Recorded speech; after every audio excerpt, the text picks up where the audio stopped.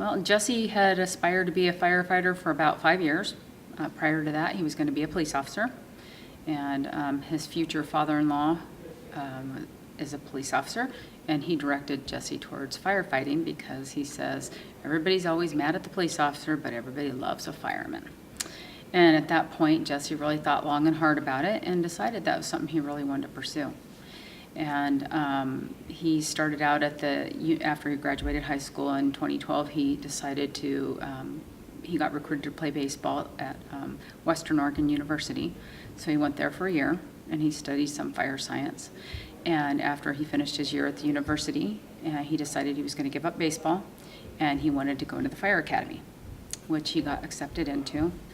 And out of 175 candidates, I believe they took 17 that particular year, and he was in the top three of the selections. They actually, at his memorial service, they posthumously recognized him as a graduate of the program because he had done so well on everything and passing the panels and stuff.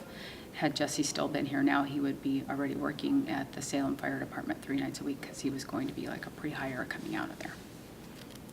So, and also through the academy, they work at the fire station there. So he was one of their top-notch guys. And he decided that last summer he would work in the wildland firefighting division to try to get his feet wet at doing that. He went out and got his commercial driver's license because he wanted to be capable of driving the water trucks as well as driving the commercial vehicles. So he was kind of trying to be a step ahead of everything, so he would qualify for everything. And he was taken on to the Big Windy Fire out of Merlin, I guess working for United States Forest Services under Oregon Department of Forestry at that point in time.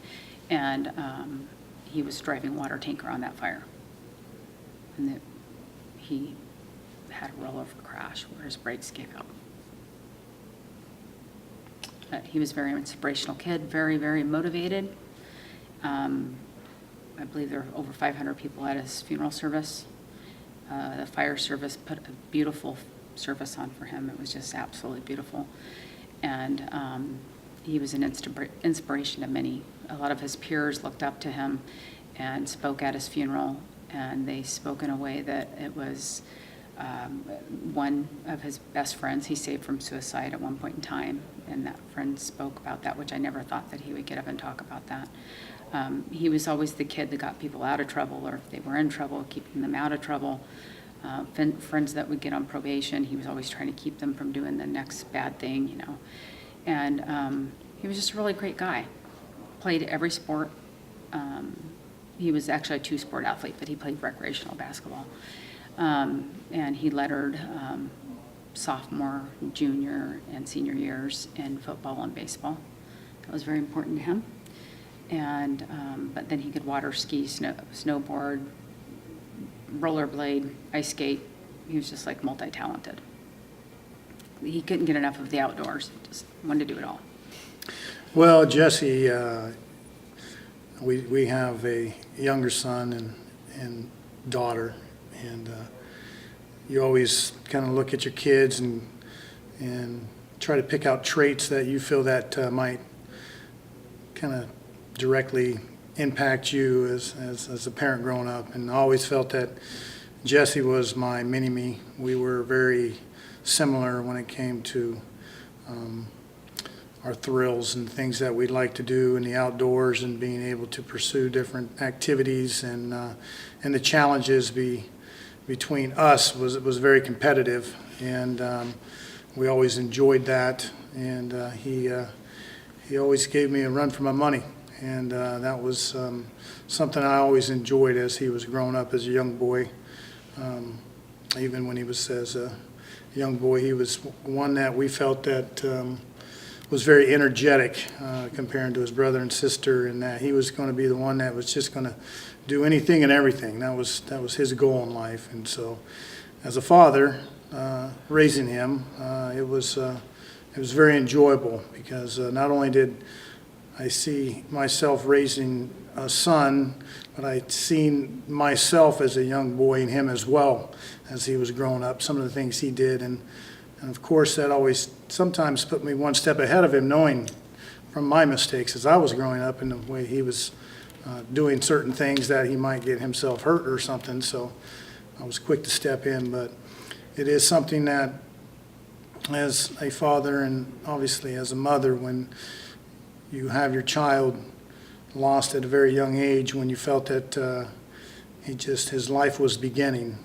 High school had ended, his career was about ready to start.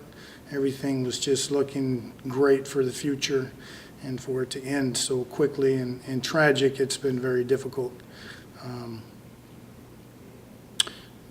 We pray each and every day that we'll work through it. It's very difficult at times, but with his younger brother and sister who's still there that needs us, it's very important for us to be there for them.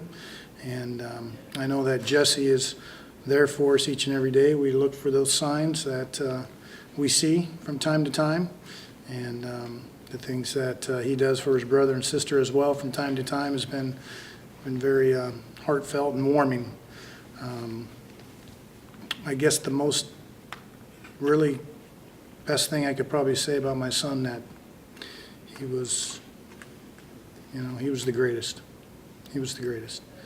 And we're going to miss him. He was also very in touch with God, and that's important to mention because he'd really got that straightened out young in his life, and he passed that on to everybody. He'd tell everybody, all you got to do is believe. All you got to do is believe. And that was huge in his life, that he was able to pass on God. We've been at the same church for 17 years, and 18 years now, but 17 when he was here. And that's the last place we were with Jesse, is that church service. He had decided not to go because he was dispatched to a fire, and he decided, no, I'm going to go to church. Ran out chasing our car down, actually, because he decided to stay in bed, and then he was going to take off, but he decided to go to church, last minute thing. Ran and got in the car with us, and took off with us to church, and then had to leave soon as church was over. And he just felt compelled to do that because I'd already asked him. He already told me no. And I said, okay, and I left, and I figured I didn't even know if he'd be home when we got back.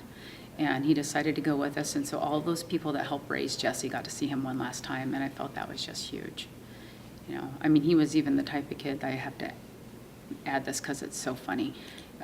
Mom and Dad were having a few problems working them out, and we've been married for a really long time, almost 30 years. And he actually called and told our pastor on us. He was that kind of kid. Yeah, there wasn't going to be any problems in the Trader home.